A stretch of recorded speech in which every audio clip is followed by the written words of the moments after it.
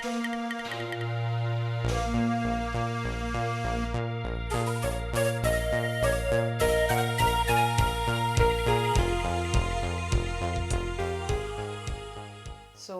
I know that it is time. It is time that we educate the world. So we forget to focus on the spirit, on who we are, that sacred fire that's inside each and every one of us. We hold that inside each and every one of us. Mother Earth is in trouble. Let's face that. Mother Earth is in trouble.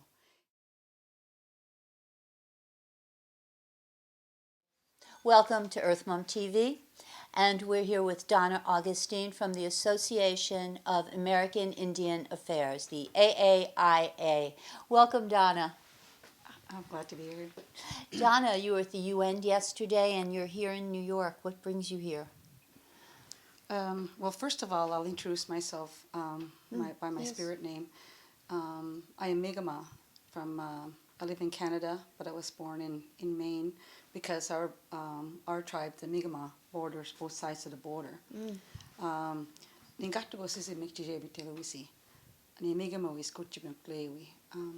Thunderbird Turtle Woman, and I am a Mi'kmaq woman. So, and the main reason I am here, there's two reasons actually. The first one is the return, international repatriation. I've been working on repatriation for years. Here on the U.S. side, I'm an official designate under NAGPRA law, which was established in 1990, and that represents Native American Graves Protection Repatriation Act law. I've been a designate of that with the Rustic Band of Micmacs, with the Wabanaki tribes of Maine. But I've been doing this work since 1977. And I've been doing ceremonies, conducting ceremonies since I was about 23 years old. So the main reason why I'm here is I want to come to the United Nations for the protection of burial sites, to support Arva Looking Horse, Chief Arva Looking Horse, the 19th generation keeper of the sacred white buffalo calf bundle. And that's a very spiritual position. And so I want to come here because as I protect burial sites, and that's one of the things I do, it has become my life purpose. This is my purpose in life, and I will do it until I take my last breath. And so to come here to educate the world, because the world has seen or heard the archaeological point of view, the scientific point of view. But on this issue, especially when it concerns our ancestors or indigenous ancestors, then it has to come from us. Because we truly believe that they watch over us, they protect us. When we do our ceremonies, when we offer our tobacco, when we offer that pipe to the four directions, it is they that we offer that to, and we ask for prayers. The Creator, the spirits of the four directions, which is our ancestors and Mother Earth. So I know that it is time that we educate the world, because there's a huge disconnect, and Mother Earth is in trouble. Let's face that. Mother Earth is in trouble, and we, the inhabitants of the earth, are in trouble. There's a big disconnection. I remember my late elder would have said, some people have gotten disconnected from their sacred fire. Yeah. From the beginning of time, every race had original instructions from the Creator. And so it just has been forgotten. So with us as the first people of this land, of Turtle Island, Canada and U.S., that's a man-made border for us. To us, this is Turtle Island. And so as the first people, it hasn't been that long. We still have our teachings. We are still connected to our sacred fire. We have never let our sacred fire go out, even though there's been so much atrocity, so much assimilation to try to stop us from being who we are, and to try to stop our ceremonies. And there was even a bounty on our heads for practicing our ways. And many of our people were slaughtered and killed for practicing our ways. But we are survivors, and we are here today. And so we believe that the blood that runs through our veins is the very same blood that ran through our ancestors' veins. And genetically, we are connected to them. And it is they that guide us. They help us. in times of need. And so we honor them always in everything that we do. And so this is what brought me here, to deliver that message.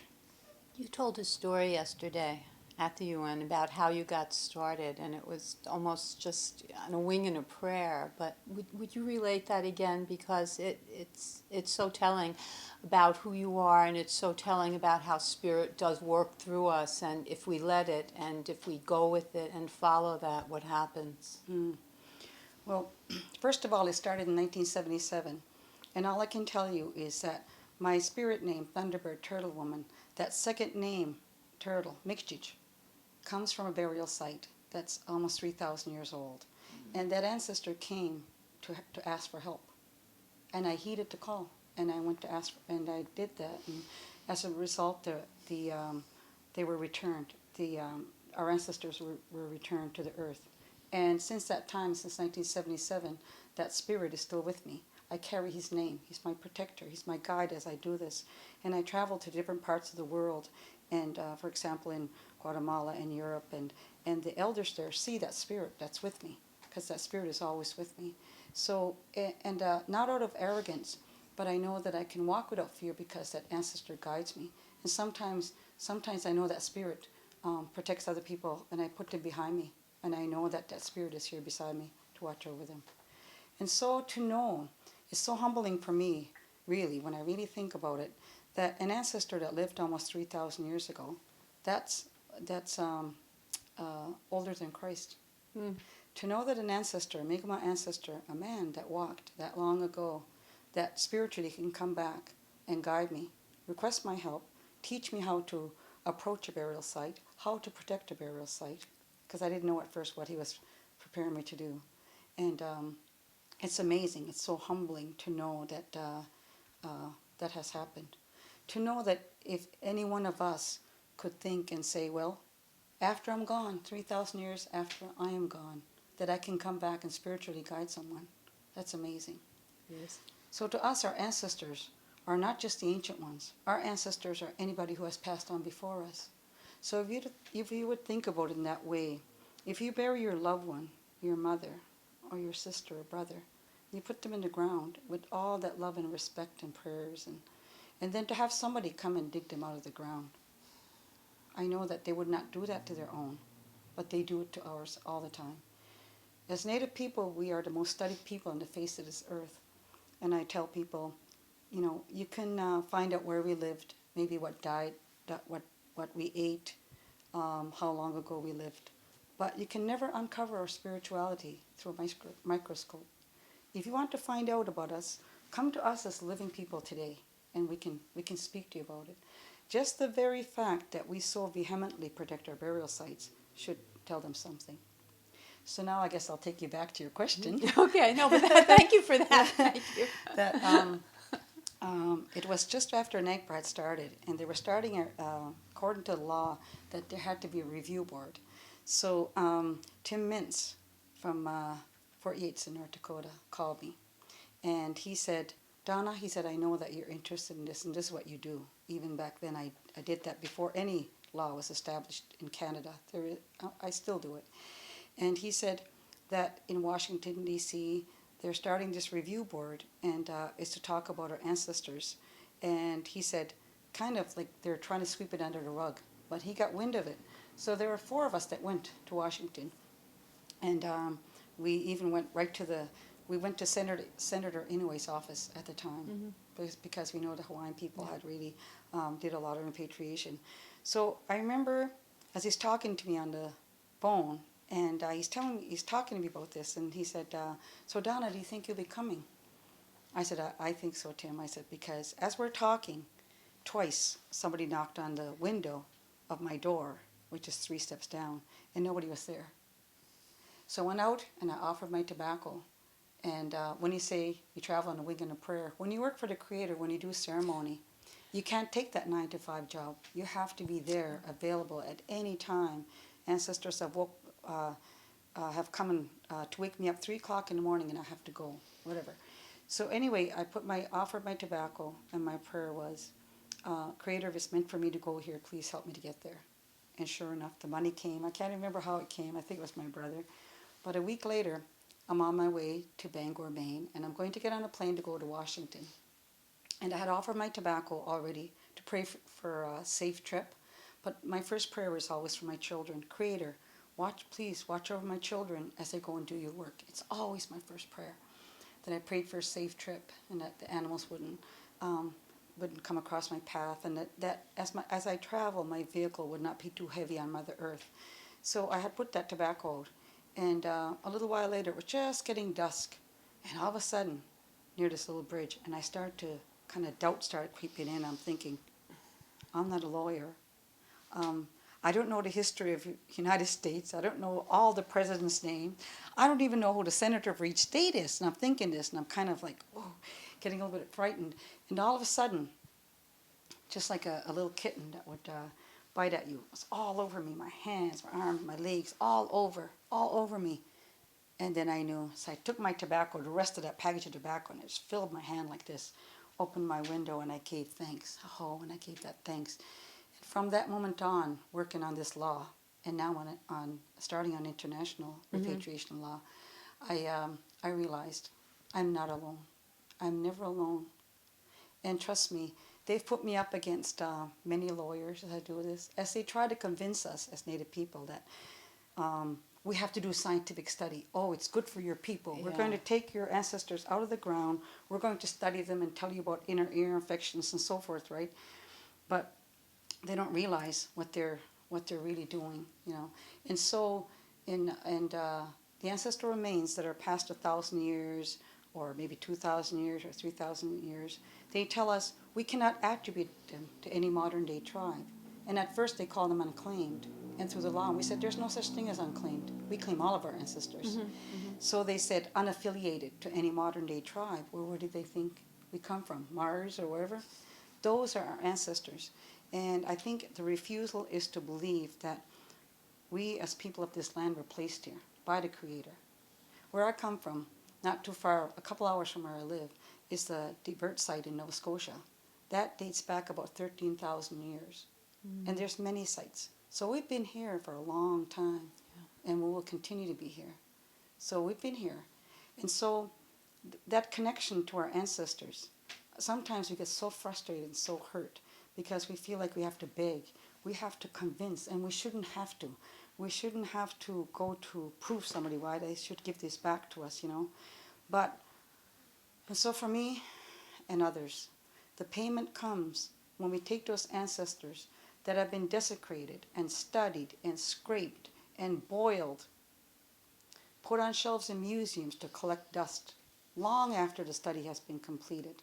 And then they think of it as ownership, that now the museum owns them because there's a number placed on them. And we have to beg to get them back.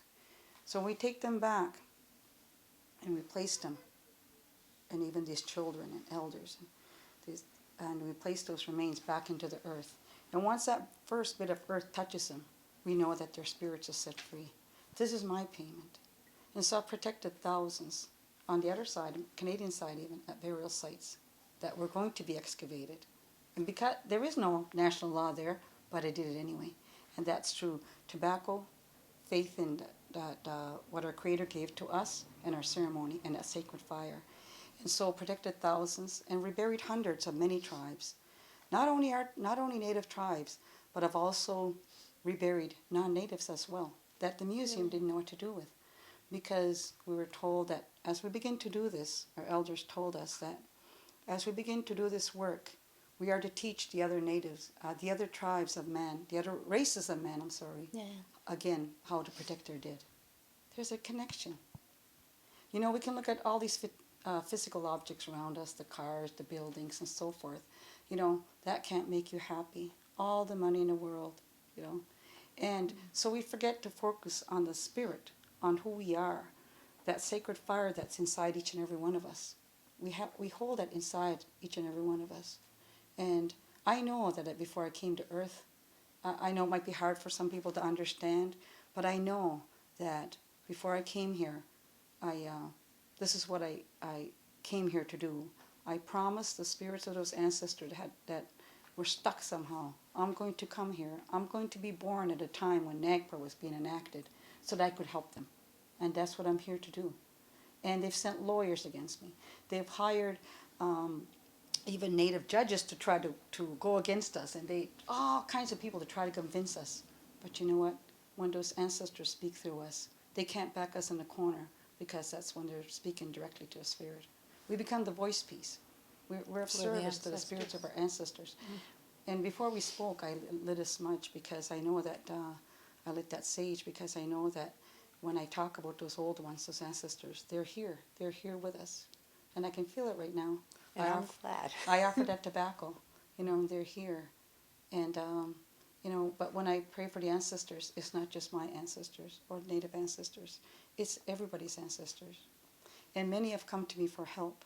I went to Oslo, Norway, with a delegation of mine, spiritual leaders and elders that had invited me, and a Hopi elder and a Lakota woman, and a group of us went because it was part of their prophecy. When we arrived there, something happened, and the most ancient Viking burial ship site, the two women that were buried there came to me and asked for my help and prayers. And I remember after we went there, the people from the village came up to me, and they were standing there, and this man, he was just bawling, and the people were just crying. He said, when this site was first discovered, he said, scientists came here, television crews came here, newspaper, all kinds of people come here. And then he really cried, and he said, you're the first person, he said, that has ever come here to do something for their souls. So I know that they're crying too. I went to Slovenia, and they took us on an island. And when they took us to this ancient church, the group went this way, and my spirit told me go this way. So I went into that church, and something was pulling me. When I went to the front, underneath near the altar, there was like plexiglass, and underneath you could tell there was excavation. And when I read there, they had taken the remains out of there and moved them someplace else. They called to me. So everybody should have that right to rest in peace. We are all sacred human beings. These vehicles that carry us are sacred. They carry all of our spirits. So nobody should be disturbed. A little girl from India, that she was 12 years old, and she died giving childbirth. So her and her child, the family donated her body to science, not knowing probably. She came to me for help. She's going to be in my book. I was on a plane leaving there, and I feel it. And I felt this little girl's spirit, and I felt the dishonor as I walked into that science class, and she was wired up. So I'm going to write a book about this. And there's something what I wrote for her. It's going to be in that book. This book is not going to be to make a name for myself or money or anything. It's to bring awareness. And also I told my children, I have 7, and I told them they're my most sacred gift from the Creator, my children. And I told them, I know I'm not going to live long enough to ensure that the ancestors are brought back. So I'm going to write this book, so maybe somebody will come and pick up that stick and that baton and continue and carry that. Because when they take us and they take our burial sites and dig them up at will, and they cover them with pavement or whatever they do, it's like they're telling us, you're not worthy of respect. You're less than. And this day and age, 2014, they're still doing that. They're still doing that an hour and a half from here. As we speak, I just found it out the other day. Where? Right here in someplace in New York, and they're covering over pavement, and they just dug it up. And because NAGPRA only covers federal land and tribal land. So these atrocities are happening today. And we are told that as we return the ancestors to the earth, they're going to bring back the healing that is needed among our people. They're going to bring back that healing. So this is what we need to do. Because Mother Earth is so in trouble, therefore we have to protect those sacred sites. They're sacred for a reason. People go there to pray for a reason. Not just burial sites, but other sites, petroglyphs, that Devil's Tower, Wyoming, and all the sacred sites. But because Mother Earth is in trouble, and it's getting worse, and we have to think 7 generations ahead. So we are told that there's going to come a time that we as physical human beings are not going to know what to do, that no machine can help us. no money can help us. No government. No government, nothing can help us. At that time, it is the Spirit. spirits of our ancestors that are going to help us and guide us. And I truly believe this. We've been here for thousands of years, and we're still here, no matter what has happened to us. That says something. So I want to spread this message to the world, because now I want to go overseas. I don't have any money, but I rely on a creator to get me there. And also my friend Honor Keeler, who works on international repatriation, she told me she was going to get me there. So I trust that, you know. And I honor the ones that are working on this working group. Angelo Baca, he's Navajo, and you know, people are feeling this, and we're going to do it because it needs to be done. We need to protect our sacred sites. We need to return to ancestors. It's all connected. It's all respect. It's all respect for who we are as living human beings. It's time. It's really time. We need peace in the world. And I'll tell you, I don't protest. When I protect burial sites, I don't carry these signs and yell and all that stuff. You just go in I and pray. do the work. You pray. Yes, I pray. I have all my paperwork of designation. I have a letter from Rustic Band and Micmac saying I'm designated to do this through NAGPRA. I have a letter from Grand Chief of all the Mi'kmaq. I have all kinds of letters. But my true designation comes from them. And so, like I said, this is what I do. And I believe that the world needs to think about this now. It's a total different concept. They don't understand. They just don't get it. Even science doesn't get it yet. I was asked to speak at a university in Nova Scotia, and St. FX, Antigonish, Nova Scotia, and they brought two classrooms together. And after, when I said, "Are there any questions?" and one of the students raised their hand and they said, "What about the scientists? When you talk about this, what do you feel about the scientists about this?" So I really thought, and I put my head down. I really thought about this. The question was serious to me. And I said, well, one day, I said, they will catch up. Of course, the students all burst out laughing. But I truly believe that. They're behind. They think they can split an atom. They can do all kinds of amazing things, you know. But they don't know about our connection to our past. They don't really know the genetics of how our mannerisms are that of our ancestors. You know, the sacredness of our spirit. They'll find out. Eventually they'll find and out. the connection with spirit, they don't know. You can't just scrutinize something and take it apart, because what spirit is what you don't see, but it's what's there, and it's more real than anything else. Yeah. Yes.